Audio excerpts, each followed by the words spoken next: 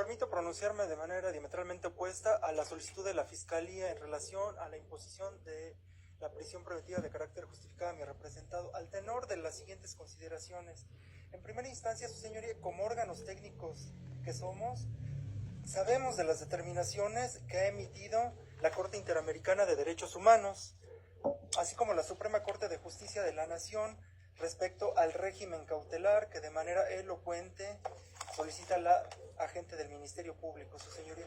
En primera instancia, su señoría, sabemos que de imponerse la prisión preventiva de carácter justificado, estarían imponiendo la medida cautelar más lesiva, su señoría. Bajo esta tesitura hago del conocimiento a la fiscal que la Suprema Corte ya se ha pronunciado en cuanto al tema relativo al test de proporcionalidad, su señoría, del cual este honorable... ¿Cómo hacer el test de proporcionalidad? Lo que necesito saber es por qué consideran que se acredita o no en este caso. Ok. En el caso concreto, su señoría, este órgano técnico de defensa considera que la agente del Ministerio Público tiene la obligación de justificar por qué las otras 13 medidas cautelares previstas en el artículo 155 del Código Nacional de Procedimientos Penales no cumplen con la finalidad cautelar, que en este caso sería neutralizar riesgos procesales. Asimismo, su señoría, el representado, el señor Julián, cuenta con arraigo domiciliario, señor, por lo que en este momento solicito autorización para poderle correr traslado al... Para correr traslado a abogado. Argumente con lo que haya en esta carpeta. Ok. Muy bien, su señoría.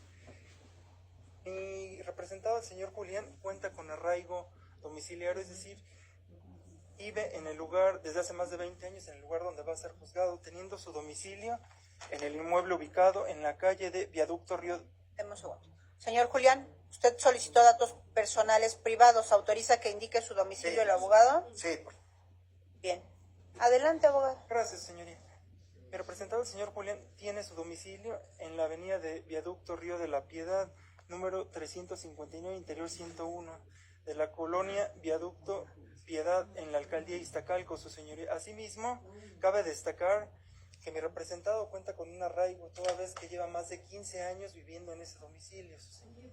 Asimismo, mi representado, el señor Julián, cuenta con arraigo familiar, toda vez que...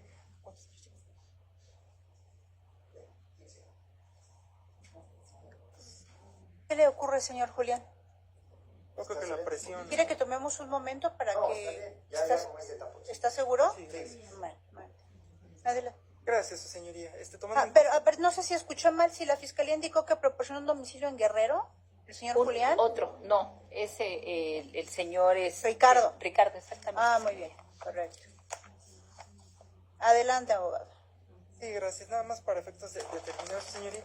Mi representado cuenta también con arraigo familiar, toda vez que lleva más de 15 años casado, tiene 2 hijas, actualmente de 13 y 11 años respectivamente, su señoría, con las cuales vive, así como también se dedica a diversas actividades profesionales que le permiten obtener ingresos lícitos para efectos de su manutención, como la manutención de su señora esposa y de sus 2 menores hijas. Y ya nada más por último, su señoría, la Ministerio Público ahorita refiere que en la entrevista del señor Francisco Santiago García, refiere que supuestamente está ahí en el inmueble 24 horas al día, pero en la entrevista del día 14 del mes de junio de 2024, el multicitado testigo Francisco Santiago García declaró con un horario de labores de 8 de la mañana a 18 horas, los días lunes a sábado, y pernocto dentro del inmueble, ya que tengo permiso para ello, por lo cual la Fiscalía no se está conduciendo con la debida probidad, deber de lealtad y debida diligencia, su señoría. Bueno. Se ha visto durante toda la secuela del estadio procesal que hay una animadversión en contra de mis representados. La Fiscalía olvida que una de las finalidades que persigue este sistema de justicia es esclarecer los hechos, mas no limitarse al monopolio del ejercicio de la acción penal, su señoría. Por lo cual, este órgano técnico de defensa propone que sean impuestas como medidas cautelares a mi representado, la prevista por la fracción primera del artículo 155, como lo vendría siendo una presentación periódica de carácter mensual. Bueno, y respecto de esta temporalidad del lugar en el que vive y de su familia, ¿esa información ya está en la carpeta o es la que iba a correr traslado? Estaba en la carpeta, su señoría. ¿Está en la carpeta? Fiscalía. datos tiene para establecer la temporalidad donde vive? ¿En qué parte de la carpeta está, licenciado? Sí, permítame. ¿Y qué es? ¿Qué registro es? No hay nada más. ¿Solamente sus generales? ¿No hay un documento adicional? No, su señoría. Vale. Vale. ¿Algo más? Este órgano técnico de defensa propone la presentación periódica de carácter mensual para mi representado, así como la prohibición de acercarse o comunicarse con víctimas testigos. Con eso es suficiente, abogado. Defensa. Sí. ¿Es cuánto, su señoría? Gracias. Sí, señoría, solicitaría en caso de proceder impusiera la medida cautelar diversa a la de la Fiscalía propuesta, toda vez que si bien es cierto señala que pudiera haber un riesgo a la víctima, esto no lo basa con datos objetivos, en razón que solamente basa por el hecho, pero ya fueron vinculados por este sentido. Los miedos no son riesgos procesales que se deben de haber quedado debidamente acreditados. En segundo lugar, habla sobre el peligro de sustracción que pudiera tener bien representado y toralmente señala por tener un domicilio en Guerrero. Sin embargo, como es conocido, se ha emitido ya criterio de la Suprema Corte de Justicia que el hecho de residir en un lugar distinto, en este caso en la Ciudad de México, no actualizaría ese tipo de riesgo. Por tal motivo, desde la carpeta de investigación, mi representado de un domicilio, aunque es en el estado de Guerrero. Por consiguiente, a juicio de la defensa, no se tendría ese riesgo procesal fundado por parte de la Fiscalía. Ante esto, señoría, medida diversa sería la firma periódica durante todo el proceso, no acercarse a la víctima, así como al lugar de los hechos, señoría. Es cuanto. Cuento con información suficiente para resolver. La Fiscalía solicita que se imponga como medida cautelar prisión preventiva con justificación. De acuerdo con lo expuesto por la fiscal, advierto doble necesidad de cautela en el presente asunto, peligro de sustracción y riesgo para el testigo. ¿Por qué esto es así? Por cuanto hace el peligro de sustracción, lo ubico en el artículo 168, fracción 1. No porque el señor Cristian y el señor Ricardo tengan un domicilio fuera de esta entidad, porque efectivamente, tomando en consideración el criterio con número de registro 2.017.690, en este se establece que incluso existiendo domicilios fuera del lugar del procesamiento, incluso varios, eso no actualiza el peligro de sustracción. Lo que actualiza el peligro de sustracción es que respecto de cada uno de ellos, sabemos el domicilio que han proporcionado, pero el arraigo de una persona se establece efectivamente considerando el tiempo que tiene de vivir en ese lugar, la calidad en la que lo hace, las personas que puedan vivir con él y que estas situaciones son las que mantienen a una persona en el lugar en particular. ¿Esa información la tenemos? No la tenemos, son más allá de lo que ellos proporcionaron como parte de sus datos, pero no existió un documento adicional para poder establecer dicha situación. Aunado a ello, no podríamos tener por establecida este falta de arraigo solo por el supuesto de que dos de las personas tienen un domicilio fuera de esta entidad. Como indico, esa no es la razón. Respecto del señor Julián, nos ha proporcionado un domicilio en esta ciudad, pero pues tampoco tenemos esta otra información distinta a lo que él ha mencionado en torno a que tiene 15 años de vivir en ese lugar, la calidad en lo que lo hace,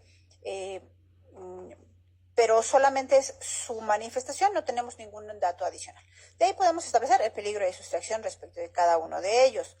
Ahora, respecto al riesgo para el testigo, el artículo 170 permite tomar en cuenta los hechos materia de la imputación y las características de cada una de las personas.